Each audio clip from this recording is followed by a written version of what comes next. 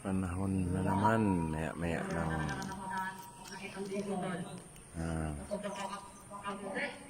araro. Kabilang part o kabilang side nag-araro na. Kasi maya-maya magtataniman na naman ulit. Antayin lang yan ng medyo kalakasan ng ulan. Baka mga June, sisimula na ulit yan.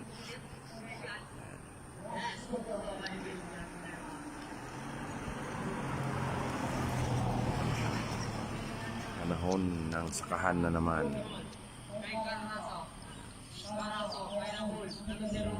Ganda ng ganda ng panahon.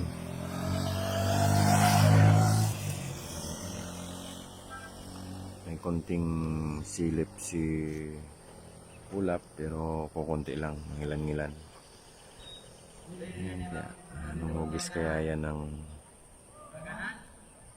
parang elepante